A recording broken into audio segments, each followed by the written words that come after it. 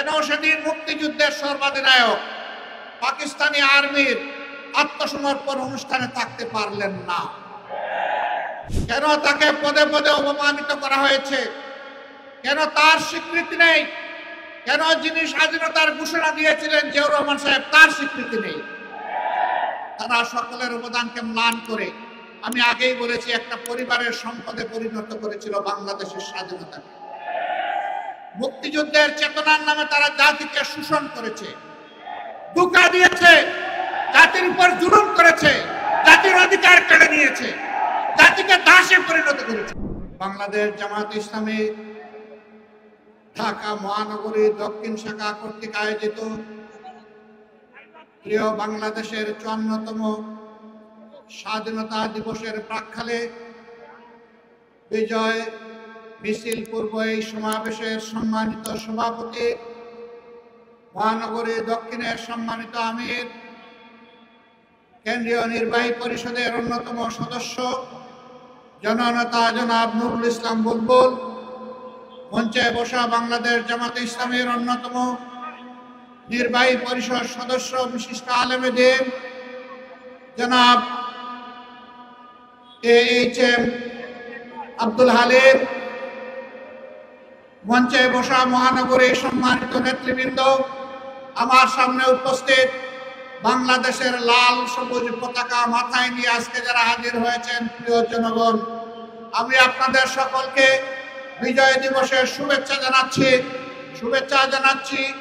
ওই সমস্ত ভাই বোনদেরকে যারা শুধু দেশে নয় বিদেশে থেকে আমাদের হারিয়ে যাওয়া, ছিনতাই হয়ে যাওয়া এই বিজয়কে ফিরিয়ে এনে জনগণের কাছে উপহার দেওয়ার জন্য সমান তালে ৫৪টি বছর বিশেষভাবে গত ১৫.৫ বছর লড়াই করেছেন, আমি সমস্ত যোদ্ধাদেরকে আজকে বিজয় দিবসের শুভেচ্ছা জানাচ্ছি। গভীর কৃতজ্ঞতা জ্ঞাপন করছি যারা ৭১ সালে রণাঙ্গনে বুক চিতিয়ে যুদ্ধ করেছিলেন, জীবন দিয়েছেন, বঙ্গত্ব বরণ করেছেন, লড়াই করে সেদিন বিজয় উপহার দেওয়ার জন্য যারা ঘর থেকে বের হয়ে এক এক করে ৯.৫ মাস যারা রণাঙ্গনে ছিলেন, আমি তাদের সকলের প্রতি গভীর কৃতজ্ঞতা জানাচ্ছি। আমরা জাতি হিসাবে কৃতজ্ঞ জাতি, কিন্তু একটা দল, বিশেষ করে একটা গোষ্ঠীও না, একটা পরিবার জাতিকে কৃতজ্ঞতা বোধ ভুলিয়ে দিয়েছিল। স্বাধীনতার সমস্ত অবদান, ক্রেডিট হাইজ্যাক করে একটি পরিবারের সম্পত্তিতে পরিণত করা হয়েছিল। বাংলাদেশকে তারা তাদের জমিদারি মনে করে নিয়েছিল, জনগণকে তারা তাদের প্রজা এবং ভাড়াটিয়া বানিয়েছিল, আমাদের সন্তানদের মুখের গ্রাস কেড়ে নিয়েছিল, নেতাকে পায়ের তলে দোলন করে ক্যাডার ভিত্তিক বাংলাদেশে গঠন করার চেষ্টা করেছিল। সম্মানিত ভাই ও বন্ধুগণ, এরকম একটি বিজয় দিবস আজকে জনগণের মাথায় মাথায় লাল এবং সবুজের টুপি। এই সবুজ হচ্ছে বাংলাদেশের শ্রমিক জমিন, লাল হচ্ছে আমাদের শহীদদের রক্ত। এটা সূর্যের চেয়েও দামি। এই রক্ত দেওয়া শুরু করেছিল এই জাতি ৪৭ সালে। তখন থেকে রক্ত দিয়ে দিয়ে ২৪-এর ৫ আগস্ট পর্যন্ত এই রক্ত দেওয়া অব্যাহত হয়েছিল। দুঃখের বিষয়, ৪৭-এর পরেও জাতি স্বাধীনতার সুফল ভোগ করতে পারেনি। আবার ৭১-এর পরেও জাতির স্বাধীনতা হাইজ্যাক হয়ে গিয়েছিল। আজ পর্যন্ত কোনো জবাব নাই এই জাতির সামনে, কেন সেদিন মুক্তিযুদ্ধের সর্বাধিনায়ক পাকিস্তানি আর্মির আত্মসমর্পণ অনুষ্ঠানে থাকতে পারলেন না? কেন তাকে পদে পদে অপমানিত করা হয়েছে? কেন তার স্বীকৃতি নেই? কেন যিনি স্বাধীনতার ঘোষণা দিয়েছিলেন জিয়াউর রহমান সাহেব, তার স্বীকৃতি নেই? তারা সকলের অবদানকে ম্লান করে, আমি আগেই বলেছি, একটা পরিবারের সম্পদে পরিণত করেছিল বাংলাদেশের স্বাধীনতাকে। মুক্তিযুদ্ধের চেতনার নামে তারা জাতিকে শোষণ করেছে, ধোঁকা দিয়েছে, জাতির উপর জুলুম করেছে, জাতির অধিকার কেড়ে নিয়েছে, জাতিকে দাসে পরিণত করেছে। বিশেষভাবে অভিনন্দন জানাই। যে লড়াই শুরু হয়েছিল ৭২ সাল থেকে, সত্যিকারের স্বাধীনতার সুফল ভোগ করার জন্য জনগণের হাতে স্বাধীনতার সুফল তুলে দেওয়ার জন্য। সেই লড়াইয়ের একটা পর্ব সমাপ্ত হয়েছে 24-এর 5ই আগস্ট। এই 24-এর লড়াইয়েও জনগণকে নিজ দেশের স্বৈর শাসকের হাতে জীবন দিতে হয়েছে। তারা জনগণের জীবনকে পাত্তাই দেয়নি। গুলি করেছে মাটি থেকে, গুলি করেছে আকাশ থেকে, গুলি করে জনগণের বুক ঝাঁঝরা করে দিয়েছে। এই লড়াইয়ের প্রতীক হচ্ছে শহীদ আবু সাঈদ। হাতের মধ্যে কোনো আগ্নেয়াস্ত্র ছিল না, বোমা ছিল না, ককটেল ছিল না, খালি হাতে আরেক হাতে রাবারের একটা স্টিক নিয়ে এসে দাঁড়িয়েছিল। সে বলেছিল, বুকের ভিতরে তুমুল ঝড়, বুক পেতেছি, গুলি কর। সেই জ্বরটা কি ছিল? সেই জ্বর কি একা তার ছিল? নিশ্চয়ই না। বাংলাদেশের অধিকার কেড়ে নিয়ে, জনগণের অধিকার কেড়ে নিয়ে জনগণকে যে দাসে পরিণত করাইছিল, সেই ঝড় তার বুকের মধ্যে ছিল। এত রক্ত, এত ত্যাগ, এরপরে আমরা যেটাকে বলা হচ্ছে দ্বিতীয় স্বাধীনতা, এই স্বাধীনতার প্রতি সম্মান দেখানো এখন আমাদের নাগরিক এবং জাতীয় দায়িত্ব। জীবন দিয়ে যারা বিদায় নিয়েছে তারাও আমাদের জাতীয় বীর। এই লড়াইয়ের ময়দানে দেশে বিদেশে যারা শরীক হয়েছে তারাও আমাদের জাতীয় বীর। আমরা জাতীয় বীর দেখে আমাদের উচ্চ শিখরে রেখে তাদেরকে আমরা সম্মান জানাতে চাই।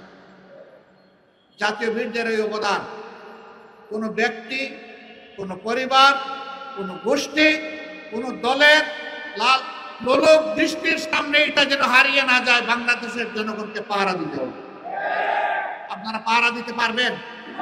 24 ঘন্টা, 365 দিন, বছরের পর বছর, যুগের পর যুগ, শতাব্দীর পর শতাব্দী সেই পাহারার জন্য আমাদেরকে তৈরি হতে হবে ইনশাআল্লাহ।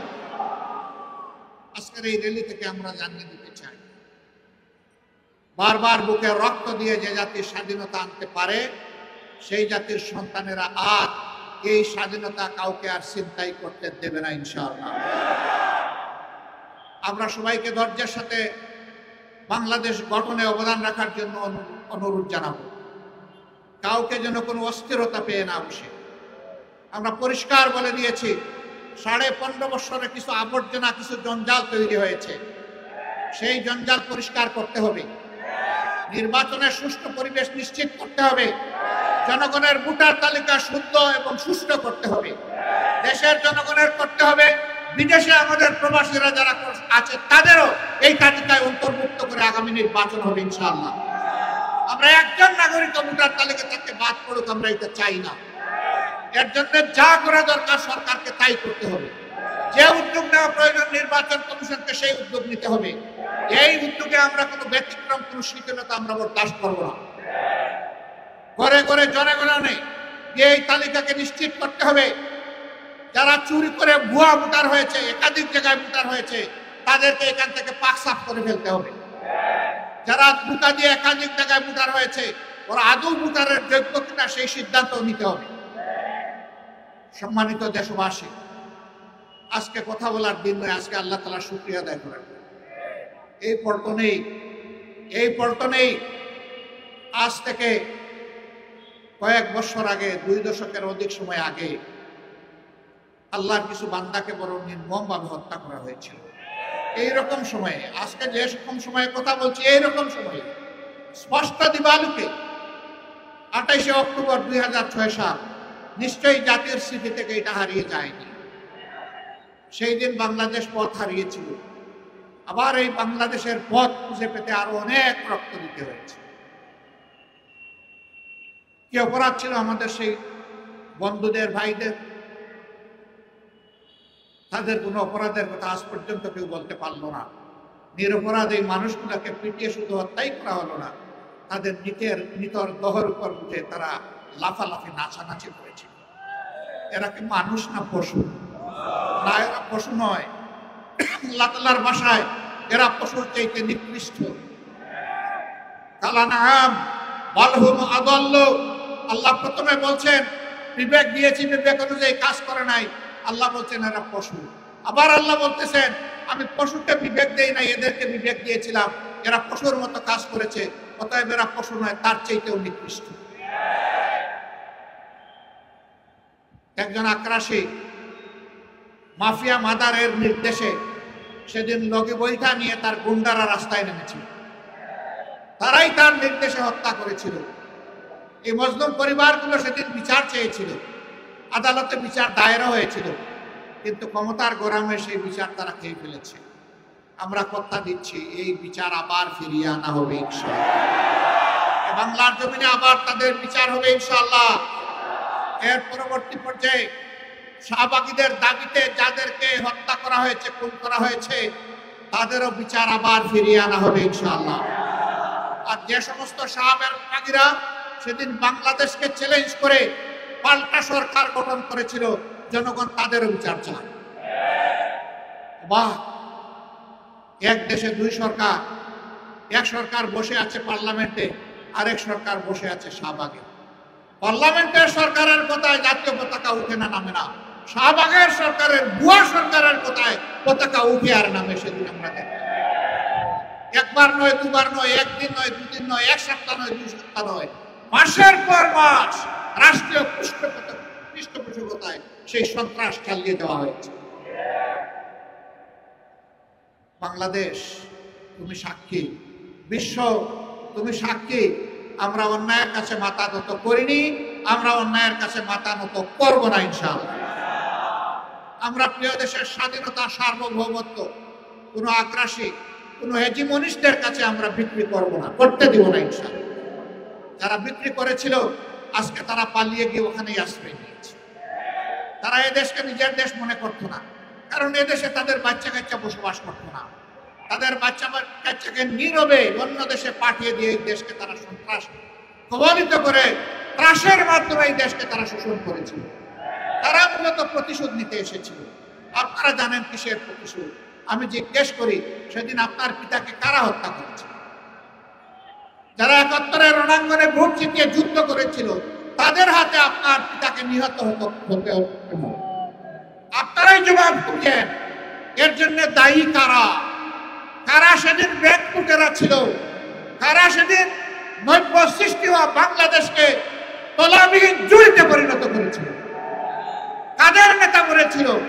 ডাইনে যাদের দিকে তাকাই তারাও চোর, বামে যাদের দিকে তাকাই ওরাও চোর, সামনে যাদের দিকে তাকাই ওরাও চোর, পেছনে যাদের দিকে তাকাই ওরাও চোর।